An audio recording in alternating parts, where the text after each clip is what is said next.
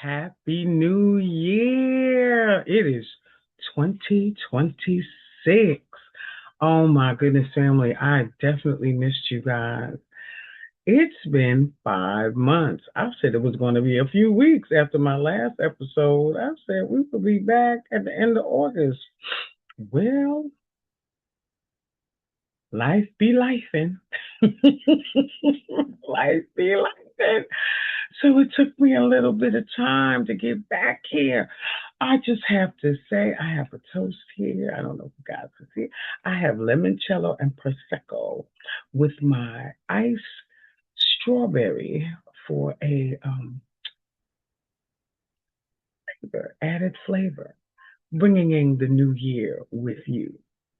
And I just want to welcome myself back and welcome you back to all who are going to be watching this podcast and the new people who are going to be my fan favorites and watch me and listen to what I have to say and hopefully give comments and, partake in the process of what we're doing here. I have to say, yeah, I said I was coming back to do interviews, but before we start that, there was a few things I wanted to share with you as I went through this journey of discovery. And we're going to talk about that this podcast episode. So I want to welcome you to the comfort zone. This is the place where you can determine whether you're ready to step out of your comfort zone or not. Just remember, you are right either way. I am your host, Donna E. Williams, owner of Donna's Touch LLC, where everything I touch comes from the heart. Today's episode is about taking back your power. Yeah, taking back your power. So, after the last episode that I did in July, June or July, I don't remember what month it was. I just remember that I talked about how hot it was, and now it's freezing cold. It's like 28 degrees. So that was quite a long time ago. I just have to say.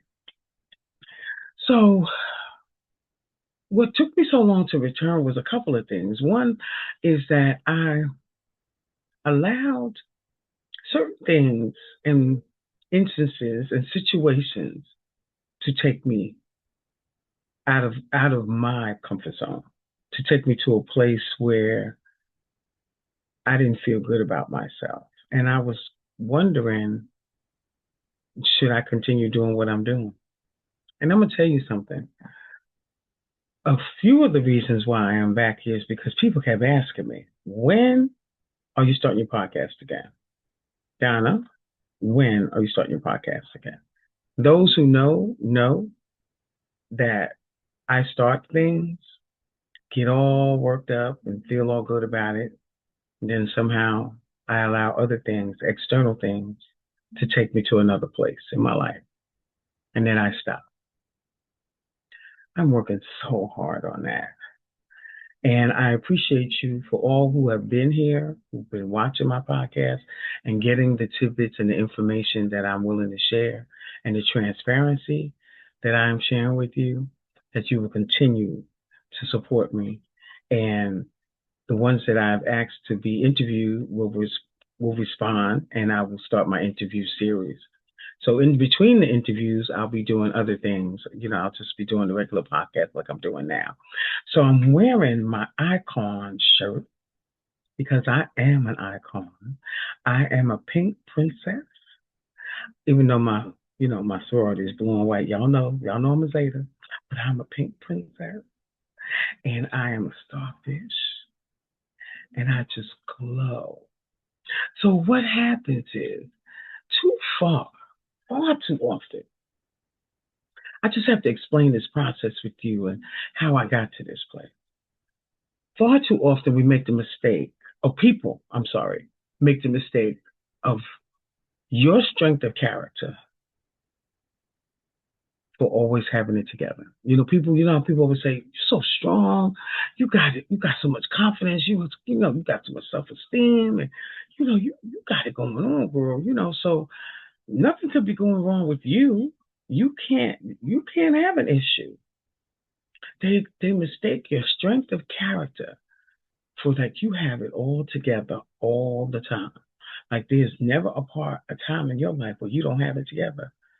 You can't make a mistake. You can't fall from grace. You give grace to many people, but you give very little grace in return. People don't give you grace. They feel because you appear to be strong all the time that you have it together. I've been guilty of that, and people have treated me that way, I would have to say, for the majority of my life. And that would be because I was a caregiver at such a young age and was taught how to be in charge and taught how to take control of situations. So when I'm not in control of situation, and when I'm not in charge, and when I do have a point and period of time where I don't have it all together, I don't get grace. I mean, the people who give me grace are my ride or dies.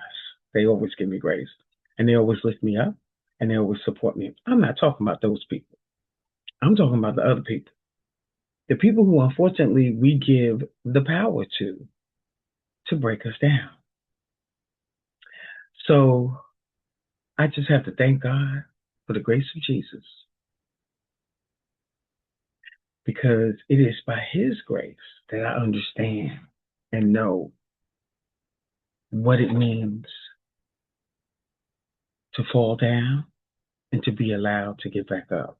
And sometimes you got to fall down and stay there for a second, because you got to figure out what you're going to do when you get up. You just don't jump up. I mean, sometimes we fall and we jump up and we think, okay, we good. We're not.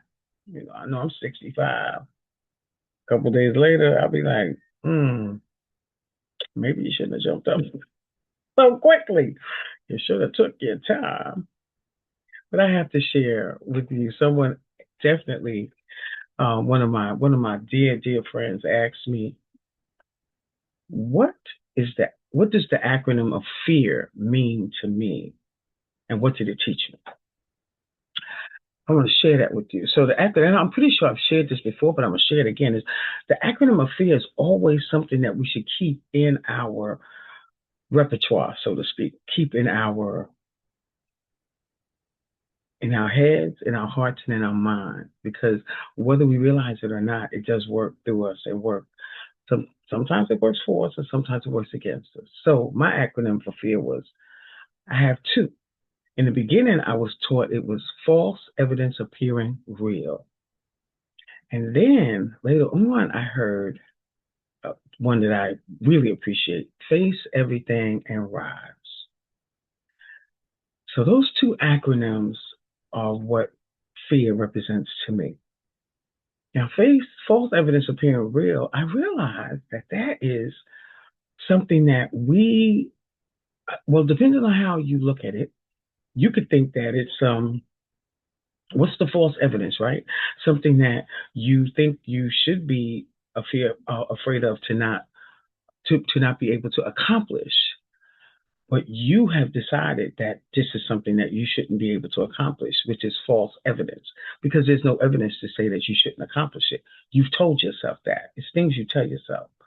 And then it appears real to you, so real to you that it stops you from pursuing the very thing that you should pursue, but you've told yourself that you shouldn't. Like me with the podcast and feeling like, am I going to get people to interview? Am I going to do this? Am I going to do that? All of these questions that I have for myself.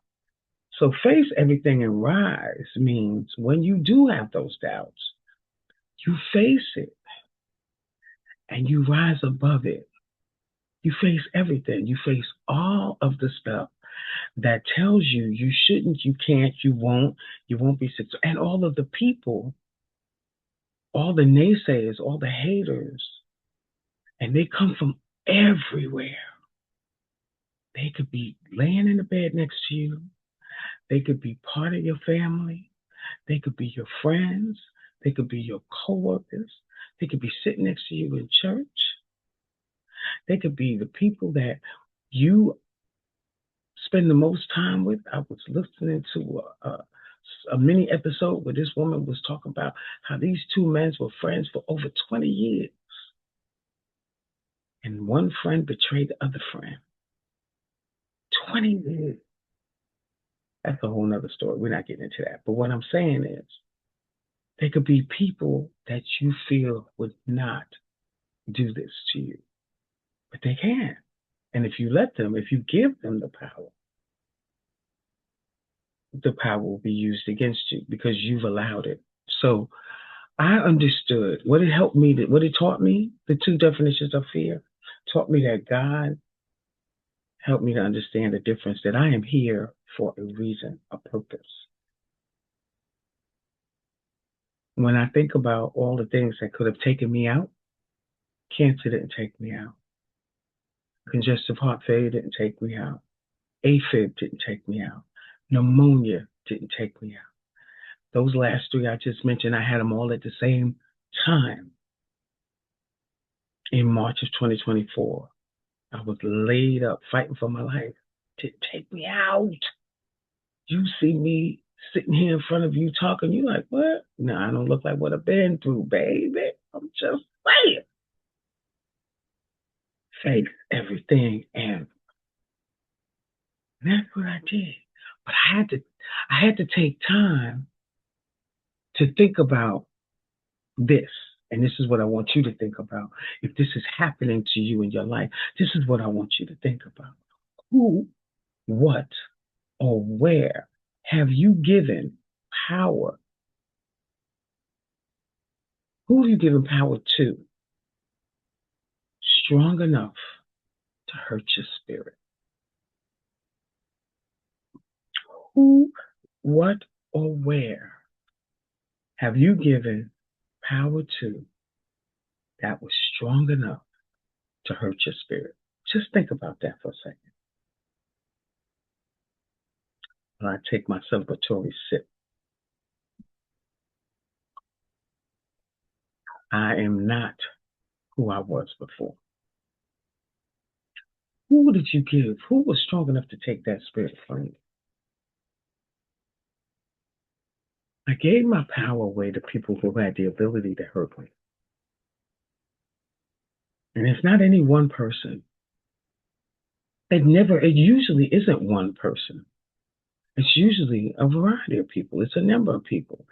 And sometimes they're really close to you and sometimes they may not be. But the fact is that you allow them to hurt you, to hurt your spirit. You allow them to take something from you. And then you don't know how to get it back. You don't always know how to get it back. And why did you give it to them? Why did you give them the power? Well, I'm going to tell you this. I didn't think I was giving them the power, to be honest with you, because I talk about this all the time. How am I in this space that I'm giving people power? And I always talk about empowering myself and taking back your control and doing all of these things. And I found myself in a space where I felt like, oh, I felt powerless. What? Like my girl Lonnie said, where they do that at? No, no, no, no, no. This is not the way this is supposed to go down. And I realized I had work to do. I had work to do. I needed to get in heavily in my therapy, with my therapist, I should say, and because I'm always in therapy, but sometimes you're focusing on the wrong stuff. I needed to pull back on some of my activities. I needed to regroup, and I needed to really get down into my purpose. What are we doing? What does God want me to do? Now I know what God wants me to do, And part of the reason that you give your power away is because you don't stand strong in what he has for you. You are listening to man. You are listening to external. You are listening to something other than what has been told to you that you can do. You've been listening to other things. And because you do that, your focus is, you are not in focus and you're being distracted. You are truly being distracted. And so I allow myself to be distracted by a lot of things. I allow myself to allow other people to hurt me, to make me feel that I wasn't worthy, that I was less than. And I had to get back to the power of me. It wasn't easy. It wasn't easy to get back to the power of me. It was intentional. That was always that was my word for 2025. Let's be more intentional. And sometimes you can be intentional in your own demise. So I don't want us to ever feel so self-righteous about what we do and who we are that somebody can come along and take you out. And it'll be the person that you least expect. Every person you least expect that will come along and just take you out. Totally. So you have to always be mindful about who's in your space, who you allow around you. Check their energy, check your energy, check the toxic, tongue twister, toxic nature in which they bring into your space. So I had to make quite a few adjustments of who I considered to be worthy to be in my space. I love everybody. The problem is, I want everybody to love me. The power is, that's not possible. That is not possible. I had to learn to do a few things. And one of the things I had to learn was I had to put my needs first. I had to put my needs first.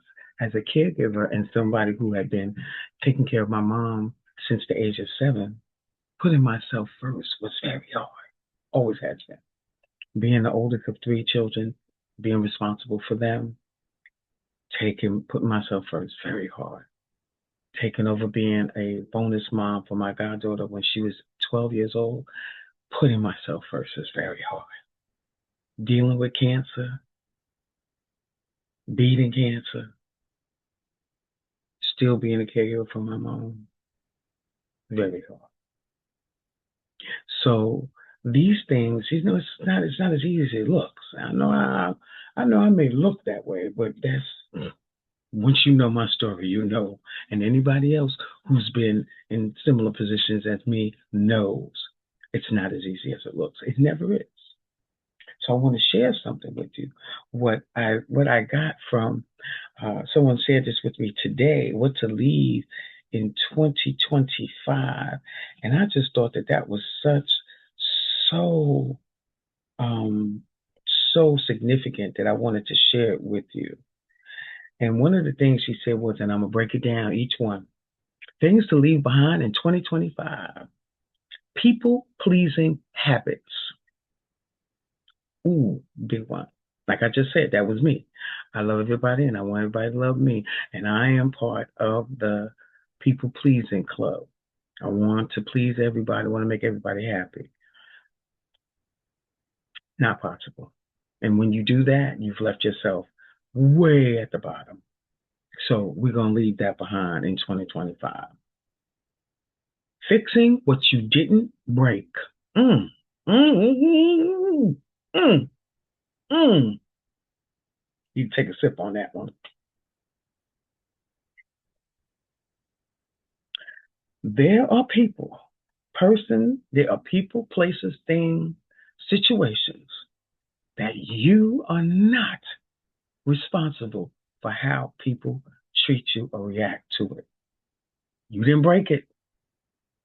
Don't try to fix it. I always try to fix stuff that I didn't break. And then I get blamed because it didn't work out the way it was supposed to work out. But it wasn't my fault to begin with. It was not my fault to begin with, but I get blamed.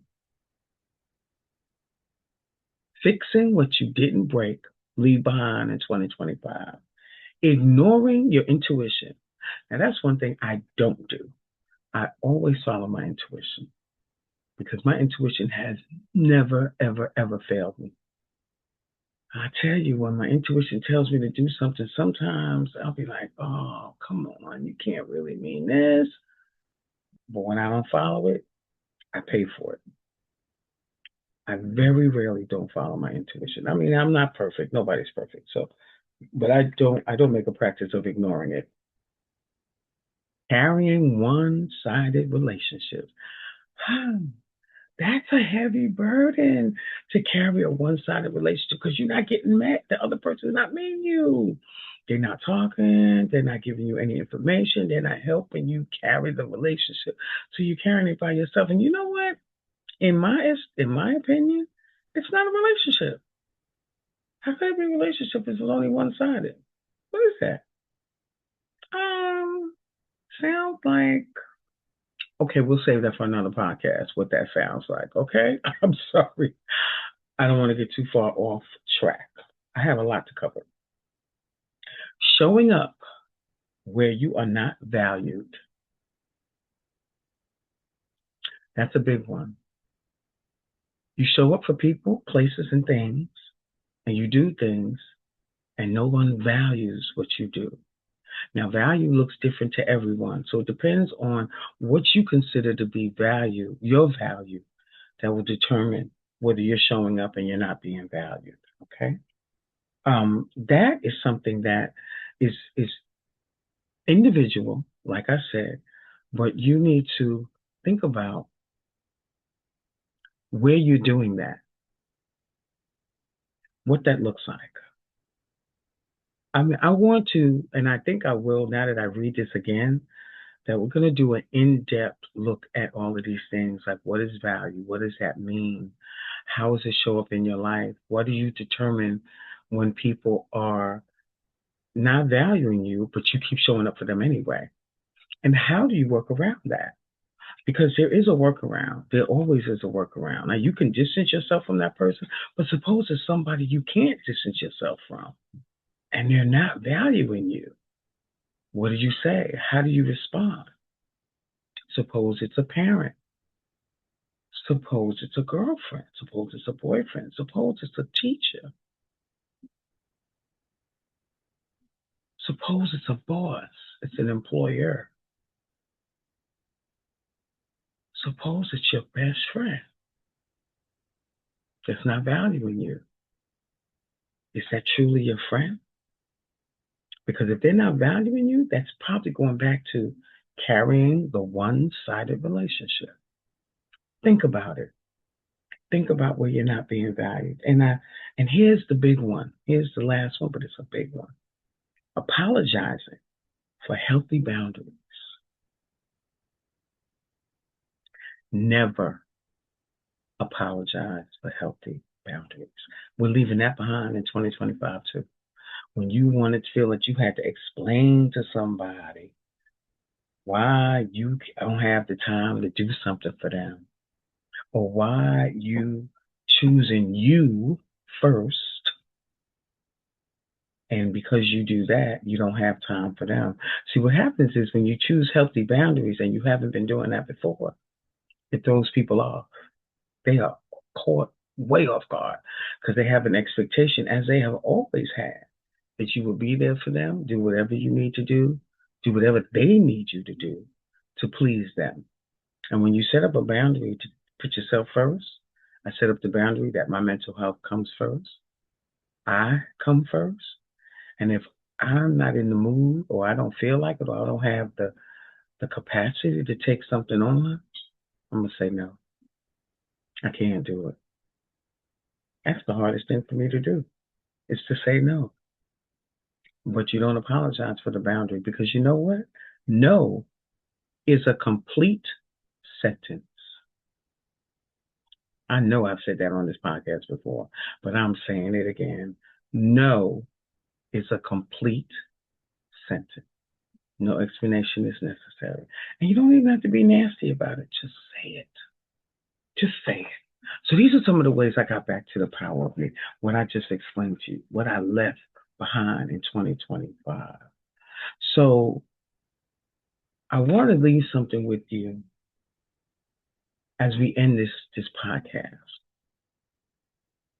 Something that I just saw on another podcast called Healthy Selfishness.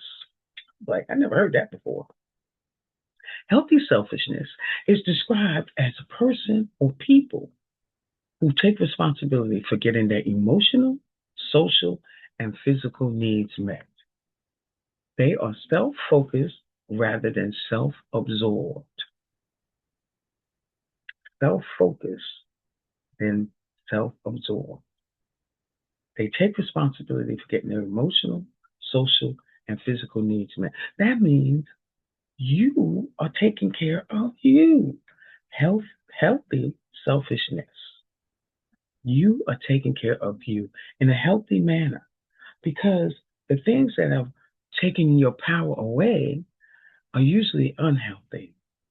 And we've been in it so long, we don't even realize how unhealthy it is. So I want you to think about that. Person or people who take responsibility, you take responsibility for you, getting your emotional, social, and physical needs met, whatever that looks like. Your emotional needs will be your value system, your boundaries, getting out of the people pleasing business, taking care of you, self care. And we hear a lot about self care. We hear a lot about that. Self care comes in different ways, different forms, and people do different things to achieve self care. But if you're taking care of yourself, are you also taking care of the emotional parts of you that are causing you to, after you have the massage, you go run off and go to the store and go pick something up for little Johnny at the store because he asked you to, Mommy, could you please pick this up for me, even though you're exhausted? Does after you do self care, like you go get your nails done or your feet or whatever, that you take that hour to relax for yourself, that you go run and go get something from the store for your husband or your best friend because they asked you to, but you really don't want to because you just want to go home and you want to relax, but you do it anyway? That's not healthy selfishness. And so you took the time for self care, but you turned right around and went back into the people pleasing mode. Pay attention to that. Don't misunderstand me. I'm not saying to not do these things for friends, family, and others. What I am saying is create a healthy boundary stuff that they can do for themselves, then ask you. Because at the end of the day, people ask you because you do it. People ask you because you don't say no. People ask you because you don't have a boundary when it comes to them.